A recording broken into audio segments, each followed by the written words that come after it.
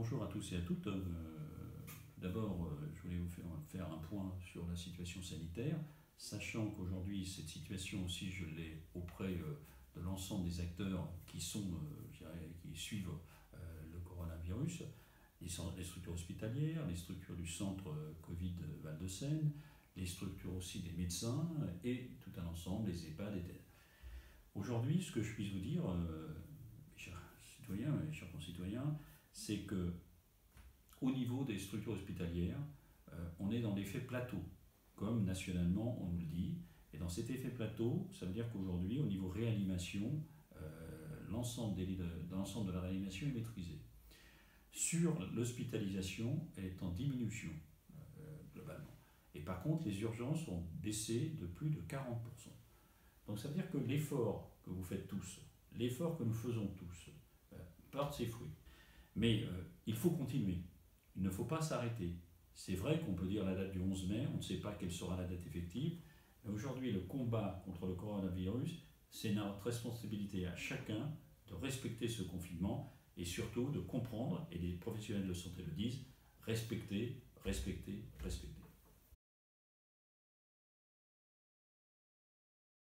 Depuis le début, on a pris à bras-le-corps tout l'ensemble des mesures de protection. Et d'ailleurs, la priorité au départ a été toutes ceux et toutes celles, aussi bien les services municipaux, des aides-soignants, etc., qu'ils soient protégés. Et donc aujourd'hui, bien évidemment, quand on nous pose des questions, notamment sur les masques jetables, c'est des masques qui doivent être changés fréquemment. Et quand on dit fréquemment, c'est un nombre peut-être de 2 à 3 par personne tous les jours. Donc il est évident, quand on a plus de 1500 ou 2000 personnes qui sont concernées, vous faites la multiplication, vous voyez que c'est quelque chose dans lequel on les met à service de ceux et de celles qui sont au contact de nos habitants. On a parlé des masques chirurgicaux, je vais vous parler des masques grand public. Aujourd'hui, ce qui a été fait sur les Mureaux, premièrement, nous avons produit tout un ensemble de masques grand public par l'intermédiaire de couturières et que nous avons regroupé à l'Espace Gérard Philippe, à peu près une quinzaine, qui produisent chaque jour des masques. Bien évidemment aussi, il y a tout un ensemble d'habitants qui produisent eux-mêmes leurs masques. Et d'ailleurs, on encourage les habitants à le faire. Je peux vous dire qu'aujourd'hui, dans certaines rues que j'ai rencontrées, des habitants qui m'ont dit « Monsieur, on a produit des masques qu'on est en train de donner à nos voisins, etc. » De la même façon aussi, et je salue aussi des associations qui ont récupéré ou qui ont créé des masques, et aujourd'hui, c'est ces formes de solidarité. Maintenant, la question qui est posée quand même, ça va être demain, si l'ensemble de la population, l'ensemble des 70 millions d'habitants de notre pays, les 32 000 habitants des Mureaux, c'est comment on va s'organiser par rapport, si c'est une décision, justement, qu'on ait des masques pendant pas mal de temps. Et c'est pour ça d'ailleurs que j'ai eu une discussion avec Julien de Normandie et Sébastien Lecornu, avec une dizaine d'autres maires, dont par exemple le maire de Poissy, le maire de Bondy, le maire de Boulogne-sur-Mer, etc. Où on a posé la question de savoir quelle stratégie en matière de masques, quelle stratégie en matière de distribution de masques, quelle stratégie aussi en matière par rapport aux habitants, est-ce que ça sera gratuite ou pas. Et donc il est évident qu'aujourd'hui c'est une vraie question, on doit nous répondre avant le 30 avril. Mais se posera aussi la question, dans la reprise de l'école, quelles seront les mesures par rapport aux enfants, quelles seront les mesures par rapport au personnel de l'éducation et à nos personnels, et quelles seront aussi vis-à-vis des parents. Maintenant, il y a les visières. Sur les visières, on a eu une démarche, et dans laquelle aussi des entreprises ont eu une démarche vis-à-vis de nous. Et dans cette démarche, aujourd'hui, par exemple, je peux vous citer une entreprise des Mureaux, la Diane, qui a produit un nombre de visières très conséquent, de plusieurs milliers. Bien évidemment, ils nous ont demandé si on pouvait aider éventuellement à faire de la livraison vers les hôpitaux, demandant les Mureaux, vers les hôpitaux de Mans, ou aussi sur les Mureaux, ce qui a été fait par exemple. Mais d'un autre côté, nous avons aussi produit des visières à la microfolie, avec la 3D, et nous allons continuer. Et donc ça c'est quelque chose d'important, production par les entreprises, production de visières éventuellement par les structures comme la microfolie, mais aussi production par des habitants. Aujourd'hui, on a mis en place une plateforme d'appel, un numéro vert. Aujourd'hui, c'est plus de 800 appels pour la semaine, 7 jours sur 7. Ensuite, aussi, on appelle tous les jours des personnes dépendantes, soit dépendantes ou éventuellement sur des demandes. Aujourd'hui, c'est plus de 500 appels que nous faisons. Mais pour ces personnes dépendantes aussi, nous assumons et nous assurons leurs demandes. Médicaments, colis, nous assurons aussi éventuellement des besoins de courses pharmaceutiques. Je pourrais vous citer tout ce qui est fait. Mais ceci, c'est grâce aussi à ce qu'on a mis en place, ce qu'on appelle les muriotins solidaires, où il y a plus de 150 personnes qui se sont mis à la disposition des muriotins et des muriotiques, et ça, c'est important.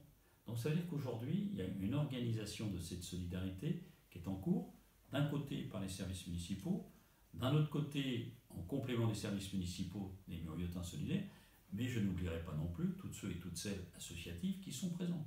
Je pense à ISA, la Banque alimentaire, je pense au Resto du Cœur, je pense à la Croix-Rouge, je pense aussi à Alliance Rêve d'Enfance, je pense aussi à d'autres associations qui, elles, ne joutaient pas sur la solidarité mais s'occupent d'animation, et surtout aussi à toutes ceux et toutes celles habitants des Mureaux qui éventuellement apportent à leurs voisins une aide. Et donc tout ce mouvement qui est en cours, nous l'avons consolidé, nous allons encore le développer, nous allons le consolider beaucoup plus. Et donc ça, c'est dans les semaines qui viennent, mais n'oublions pas que, bien évidemment, il y a le confinement qui est une chose, mais nous n'allons pas nous arrêter une fois qu'on va dire c'est le déconfinement. Au contraire, ça devra durer pendant plusieurs mois, de telle façon à ce que nous puissions développer cette chaîne de travail. Et je tiens à remercier tous les bénévoles, je tiens à remercier l'ensemble des milieux associatifs, l'ensemble des habitants des bureaux qui individuellement font des actions.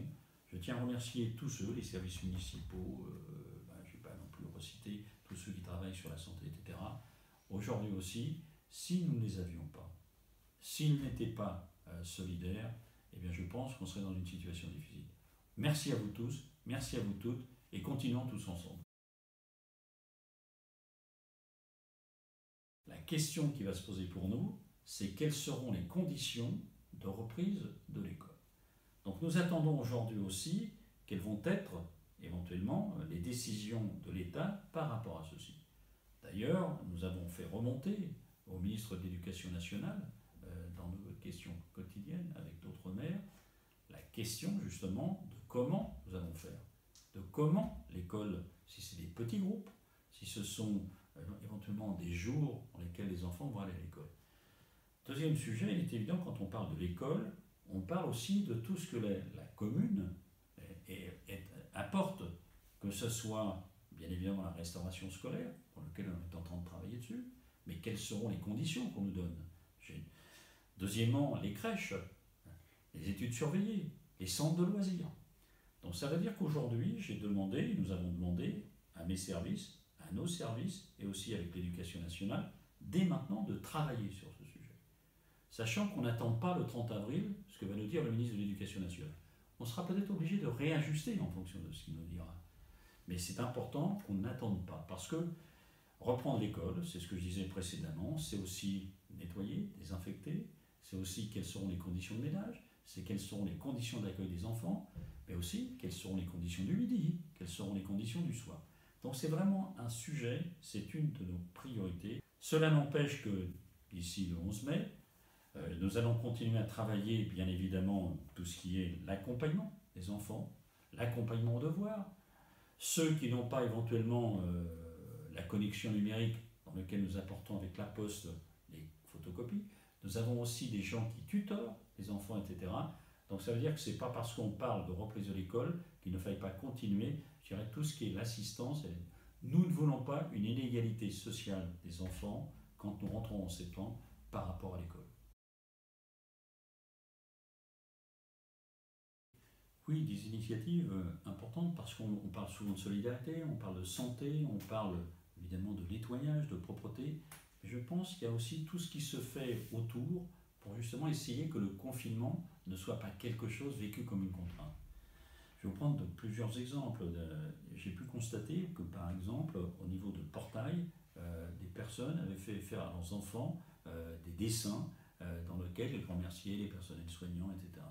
Les facteurs, les services d'ordures ménagères. J'ai pu aussi voir que les jeunes des Mureaux s'étaient organisés pour faire un tournoi de football en e-sport. J'ai pu remarquer aussi cette semaine que par exemple les jardins familiaux, et d'ailleurs le préfet avait pris uniquement au départ pour les Mureaux, et après Versailles, il a trouvé que c'était une bonne proposition que nous faisions. Et d'ailleurs une proposition que nous avons faite aussi avec le milieu associatif du PTCE autour de Jean-Marc Sémoulin. Et j'ai remarqué, je suis allé sur les jardins familiaux, je vois aujourd'hui, par rapport aux personnes qui y sont, cette respiration.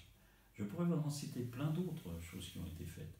Mais vraiment, ces initiatives, indépendamment de la santé, indépendamment de la solidarité, indépendamment de tout ce qu'on parle de l'éducation, c'est solidarité qui crée aussi, je dirais, une respiration positive sur une ville, indépendamment de la pandémie. C'est quelque chose de très intéressant.